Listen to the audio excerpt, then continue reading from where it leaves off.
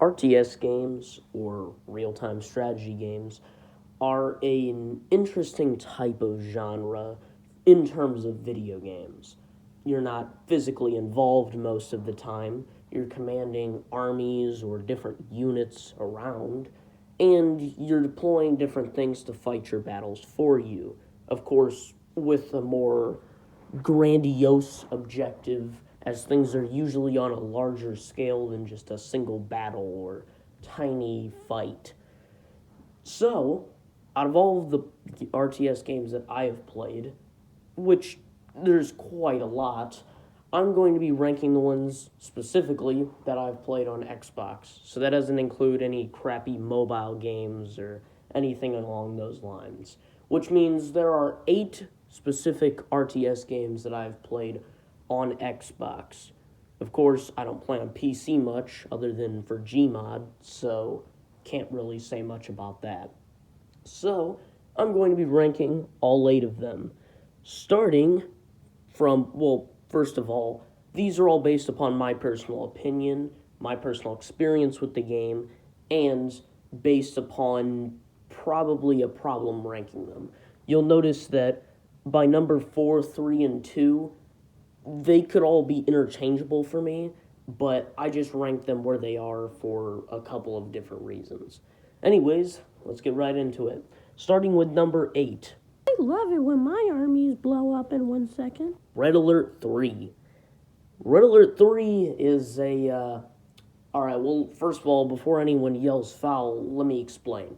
First of all, Red Alert 3 overall is a decently made game. The setting of the game being a more advanced Cold War era, as if the atomic bombs were never invented due to the Soviets traveling back in time and killing Einstein, kind of on accident.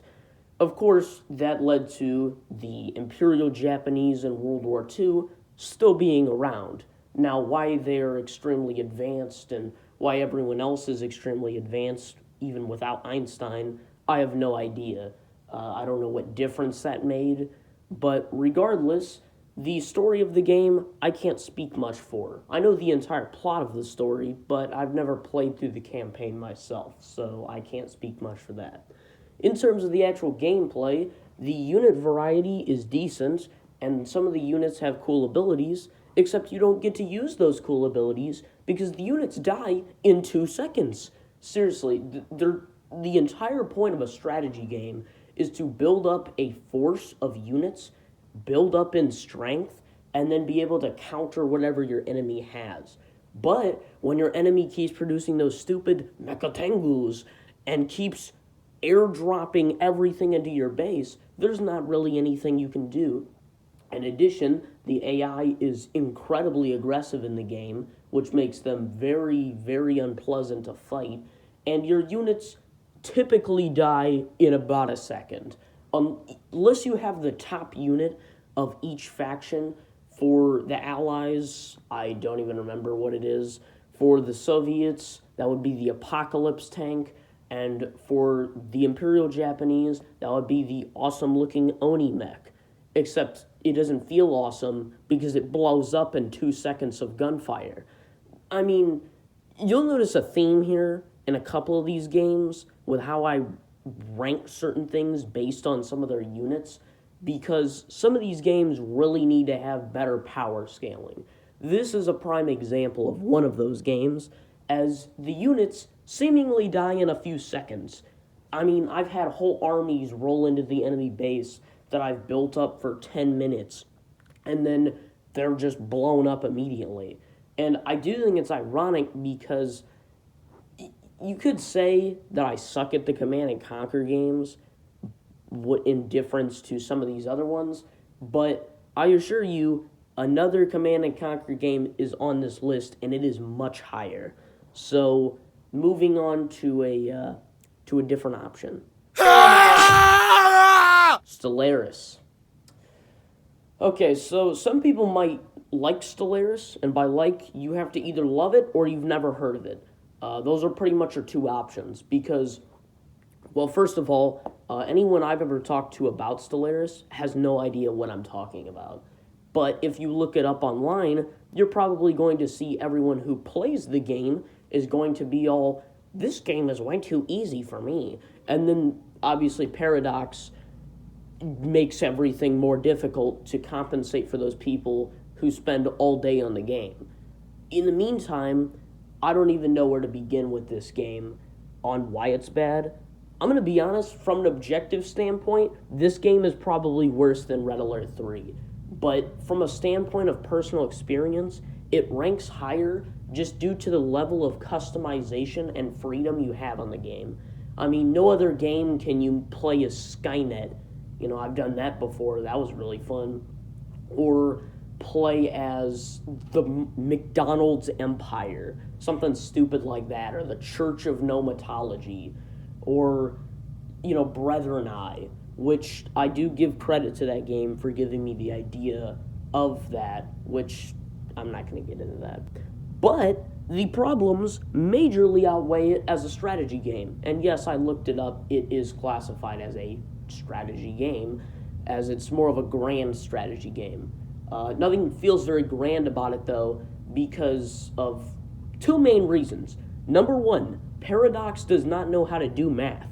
I mean, if I'm gaining 80 alloy across my planets, and I'm losing 2 alloy from a machine facility, I shouldn't have 20 alloy I'm making. That doesn't make any sense.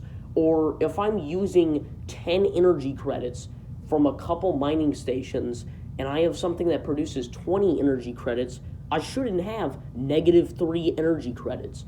I mean, it's like they didn't pass the first grade. It's incredible how none of it makes sense. I mean, if you entirely relied on looking at what the game gives you for how you're making and losing resources, you'd be completely lost because there is no shot that you would understand it. I can rant about this game all day. Another thing is the freedom of strategy, or really I should say the lack of strategy, is involved in the fact that you really need to do one thing. Blast research on every single planet, rush to get the most powerful stuff, and you win. That's pretty much it. Obviously, the game doesn't end as fast as more smaller scale strategy games like Red Alert 3 or some of the other options on this list, but still, it is incredible how it just manages to make everything so much worse all the time. Now, of course, if you don't play Stellaris, which most people don't, you don't know what I'm talking about at all. But, yeah, the AI are absolutely rigged, and fighting them becomes a living nightmare, always. So, moving on. Unless, of course, war were declared. What's that? Moving on to End War. War were Tom declared. Clancy's End War. This game is pretty good, although most people would argue that it's not technically an RTS game or a regular RTS game for a couple reasons. Number one being strategy itself. I mean, it's more like Pokemon in the sense that if I have tanks which beat transports, then even if you have 3 units of transports, I'm still going to win with my one team of tanks because that beats transports.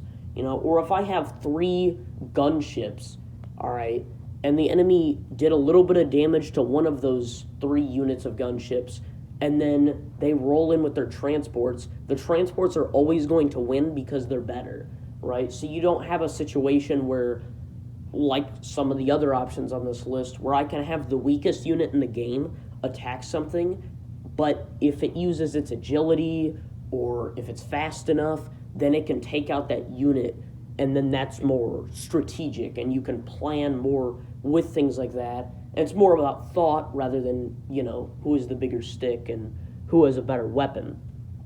But while each unit is balanced in this game, it is more like Pokemon. So strategy is semi-lacking, although there is strategy involved. In addition to that, the time-based system of damage, pretty much everyone who's ever played the game does not like it because it's bothersome. You know, I can I can have a team of tanks shooting riflemen for 10 minutes. I'm exaggerating, but they can be shooting them for a long time, and then those riflemen can just run in a building, and suddenly they're practically invulnerable, and now they're doing more damage to my tanks than they were doing to them. It doesn't make much sense. In addition to that, it means that missing, your units practically can't miss. So, like, the artillery is a complete nightmare in the game because the only thing that artillery doesn't usually have is locating the enemy, right? Well, when your enemy is marked on your map, or the enemy units, I should say, are marked on your map, and you have artillery firing at them, the artillery can't miss because it's a timed system. So then that creates a whole new problem. But other than that, that comes in at number 6. Pretty good game otherwise. Moving on. Strategic launch detected. Supreme Commander 2. Some people might be very agitated that this is in the number 5 spot out of 8. But do you like getting nuked in a video game? Because that's what this game brings you. You get nuked always. That's like the main course of attack that your enemy picks. You'd think in a game with extremely advanced vehicles and weaponry and mechs and all this stuff that nuclear bombs would be like a last resort or wouldn't even be thought of, but you'd be wrong because you get nuked in this game more than any other strategy game on Earth. I mean, you might as well just call it World War III because that's what this is. Now, the game is very fun, and all the units are very cool. I love the Cybran faction. I think they're really cool as just, a faction in a strategy game in general. I think the story of the game is good, but the way that the combat is I'm not a big fan of it. Your units feel very weak, similar to Red Alert 3, except they don't die that fast. Pretty much you need experimental units. It's one of those games where you have to get the best units or you're going to lose, right? So what ends up happening is you end up having that one sweat in your lobby that produces 3 AC-1000s and there's nothing you can do to fight it, right?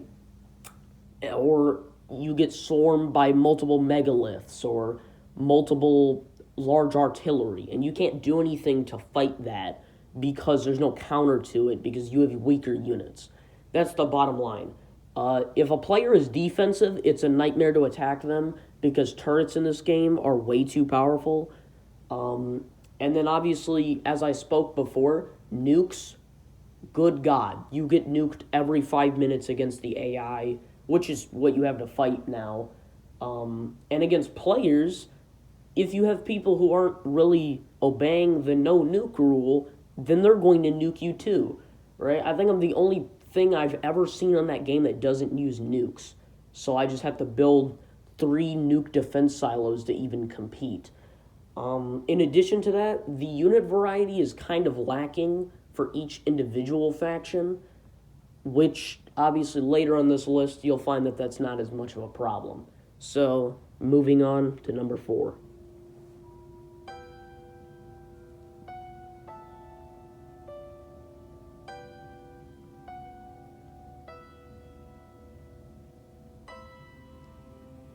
In the number 4 slot, obviously, Halo Wars 1. Now, I was debating whether to put this in either number 3 or number 2, but I decided not to let nostalgia drag me down because this is indeed the first strategy game I've ever played. Halo Wars 1 is a great game, obviously, strategy game with Halo, which is a franchise I love, which means it already gets bonus brownie points on top of that. In addition to that, the unit variety is quite decent. The graphics, I'm going to be honest, are probably worse than most of the entries on this list, but they don't bother me too much because I've seen them so much. In addition to that, playing as the Covenant there's a lot of options in this game. The multiple leaders spice up each faction, as it's less about factions overall and more about what leaders you pick within those factions. So that's interesting and very welcome. To add on to that, getting resources in this game isn't as big of a pain as in other strategy games, which I appreciate. Like Red Alert 3, getting money in that game is a complete nightmare because you have to pretty much mine it like it's Minecraft. To add on to things, the story of Halo Wars 1, easily the best out of all these games on here. Yeah, obviously it adds on to Halo's story as a whole and as a franchise. The Flood are probably my favorite video game villain out there, which, while the Awakening, the Nightmare DLC, is in Halo Wars 2, I feel like it's not as well done, and the Flood are also less of a focus, and in the main story of the game, they're not present, even though it is on the arc. While in Halo Wars 1, Flood, in the storyline, much greater focus. The maps in multiplayer, extremely dynamic, lots of options, right? Do you want to man your Marines in a reactor to get a boost in your technology level? Do you want to man them in some buildings and hold the line? You got rebel bases you can destroy, new building slots that you can go to that you might have to fight for.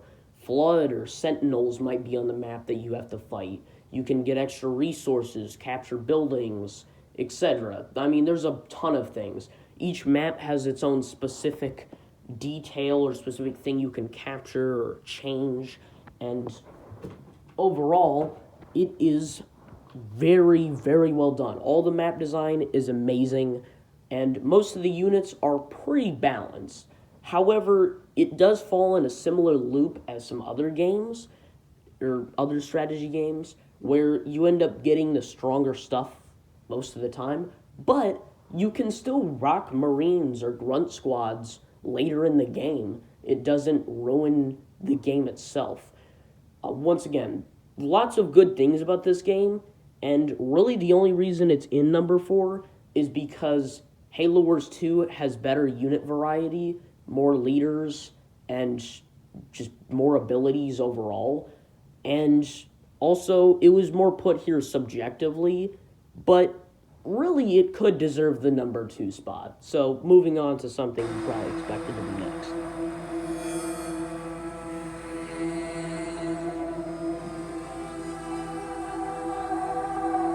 Halo Wars 2. Yeah, I mean, that wasn't really unexpected. I even brought it up previously, like 10 seconds ago. Halo Wars 2, it's Halo Wars 1, but a lot of it is better. The gameplay is a lot better. Graphics are obviously much better. The Awakening the Nightmare DLC is greatly welcome, as well as Firefight, which allows you to exhaustingly hold off multiple angles across waves of enemies while playing as whatever leader you want. Although it is exhausting, but I digress. Anyways, the gameplay itself is much better. A lot more unit variety, right? Instead of just Banshees, Vampires, or Engineers, as the Covenant factions in Halo Wars 1, you can have, as the Banished, things like, well, Engineers, Banshees still are around, but Blisterbacks, Shrouds, Phantoms, other vehicles that you may get as those factions. And it depends on the leader you're playing as, too. Right, if you're playing Yap Yap, you can rush the enemy with a ton of different grunt units. Or if you're playing as Arbiter, you can stroll into the enemy's base with a bunch of elite enforcers through Phantoms. Or if you're playing as a UNSC faction, you might drop a bunch of Spartans on the battlefield or freeze the enemy's base. There's a decent amount of options when it comes to attacking the enemy.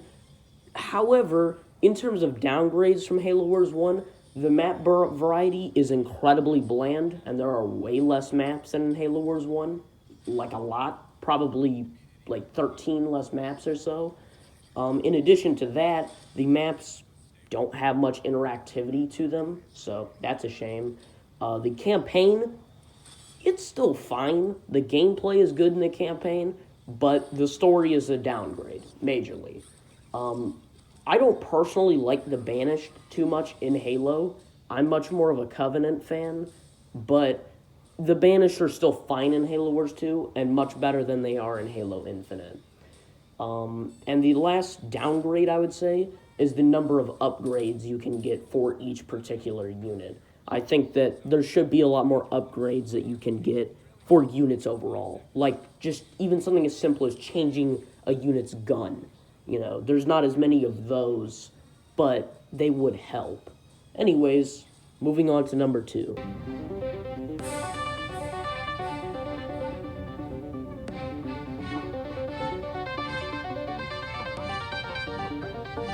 I bet most people probably didn't expect this one on the list.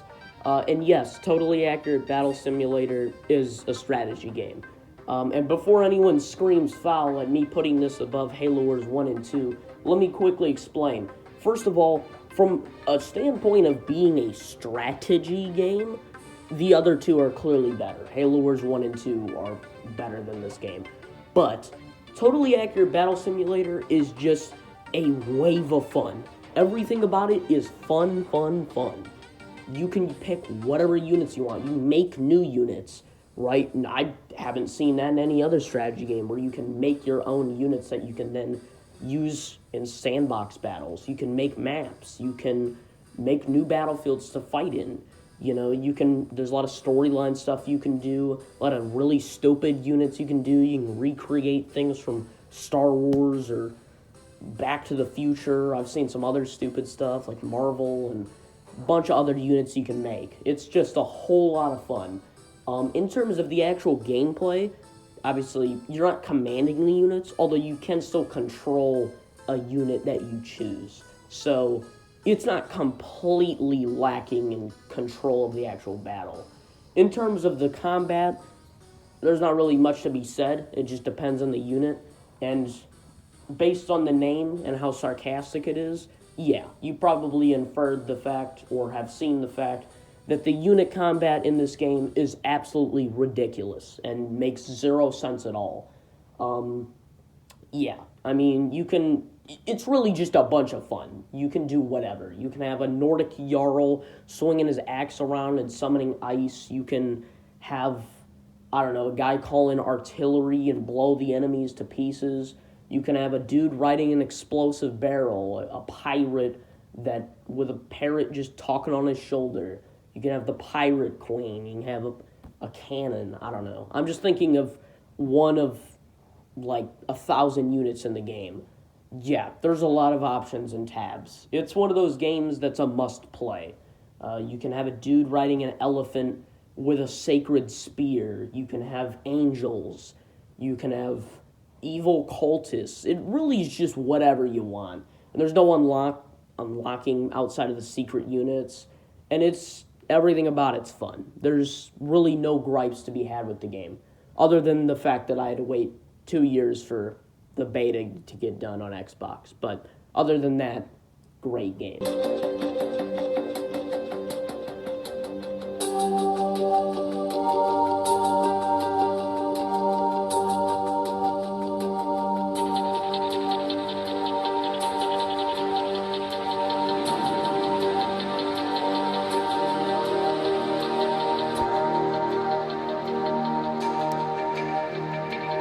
Kane's Wrath.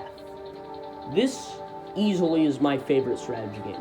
Now, real quick, I'm grouping Tiberium Wars and Kane's Wrath together because they're virtually the exact same game, except Kane's Wrath is a quote-unquote expansion of Tiberium Wars. Although, technically it's a different game, it's still the same thing, right? Obviously, it would be lame if I just put Tiberium Wars in number 2, and then had Kane's Wrath in number 1, even though they're the same game, just one has more stuff than the other. I'm not going to bother with that. Obviously, Halo Wars 1 and 2 are completely different games, different stories, different factions, times, everything. But anyways, this game is amazing. Everything about it is great, except for how bad the AI can be sometimes to fight. They're really annoying. But other than that, the story of this game, easily the best. My favorite villain in the franchise, or any franchise of strategy game, is present in the form of Kane. Obviously, Kane's Wrath. The leader of Nod, which is one of my favorite factions in all of fiction. The Brotherhood of Nod is an excellent faction to play as, and it's cool playing from the villain's perspective, without feeling like you're doing something evil, you know, outside of somewhat helping the screen at the end of the game. And also the cybernetic soldiers. But ignoring all that, because I'm not going to get into its story, the music of the game, absolutely the best. I didn't comment on Halo Wars 1 or 2's music. They have great music as well. Most of these games do. But Kane's Wrath, great music, great everything. Combat feels fair. There are infinite strategies to come up with for units. I never feel like I'm running out of ideas to use for what to use, you know? I can charge the enemy with beam cannons, or give an avatar a new ability and then send it into battle against air units, which it might not be able to usually hit. I can send in Venoms. I can play as the Skrin and charge in with a bunch of Mechapeds and planetary assault carriers. I can play as GDI and rush to get a Marv. You know, there's so many things that you can do in the game just in terms of strategy. To add on to that, it has easily some of the best voice lines and units of any strategy game. Down with GDI! Yeah, I mean, you have the militia, which, simple unit, very basic infantry for Nod, and they give them so much life and so much enthusiasm in the game. To add on to that, you have other units as well. You have the awesome super units, which are the Marv, the Redeemer, and has risen. the Hexapod, or the Eradicator Hexapod, right? You can charge into battle with a bunch of tripods, like it's War of the Worlds, as the Skrin. Speaking of which, the Skrin factions have some of the coolest units of any game I've ever seen, with portals, wormholes you can place, the Mechapeds, which are basically just a unit that's a jack of all trades. You have planetary assault carriers, Devastator warships, you have the Corruptors. I mean, everything about them is unique. The Skrin are usually overpowered, but it's just awesome seeing all the units in the game, as well as seeing all the different weaponry and different things that they all use. Once again, absolutely perfect strategy game. I wouldn't change anything about it, other than maybe how powerful the Skrin are at points. But other than that, that's what I got. If you disagree or agree, leave a comment, maybe give a ranking of what you think should be in what spot, and I'll see you all next time. Goodbye. They have abandoned us, my child.